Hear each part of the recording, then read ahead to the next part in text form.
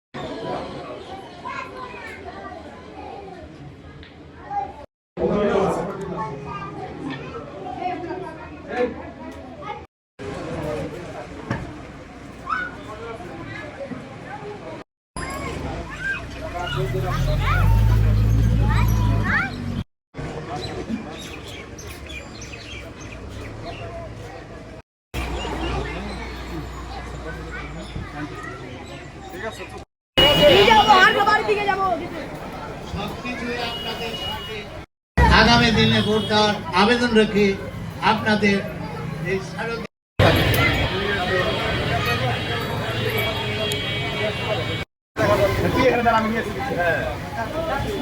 ধন্যবাদ এবং সমাজসেবক মোহাম্মদ মনাকাশা কেন্দ্রীয় দুর্গা মণ্ডপের ঊর্ধ্বতন কর্মকর্তা, আমি আন্তরিক শুভেচ্ছা ও অভিনন্দন জানাচ্ছি। আমি কিন্তু আপনাদের পত্র এলাকারই, আমি আপনাদের দুর্গা উৎসবে এখানে নিয়ে এসেছিলাম, উনি এসেছেন। কার্যকারী করাটা হচ্ছে বড় কথা। আমি একটা কথা বললাম, কিন্তু যদি আগামী নির্বাচনে নির্বাচিত হয় আপনাদের যে কোনো অসমাপ্ত কাজ পর্যায়ক্রমে সমাপ্ত হবে ইনশাআল্লাহ। আসলে বিএনপি অংশ নিতে নাও পারে, মানে পারবেই না এটা আমি বলছি না, হয়তো বা নাও। যে দল আছে বাংলাদেশের 17 কোটি মানুষ, একটা দলই করবে এমনটা জায়গা থাকে। আর অ্যাকচুয়ালি আমাদের করা উচিত এই দল ক্ষমতায় গেলে এলাকার জন্য, দেশের জন্য এই দলগুলাকে কিন্তু আমাদের পক্ষে রায় দেওয়া উচিত।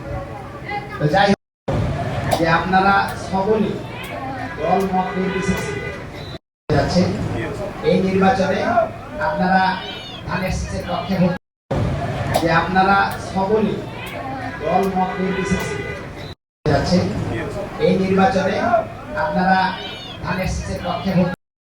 আমাদের 3টা মন্দির আছে, দুর্ভাগ্যবশত একটা মন্দির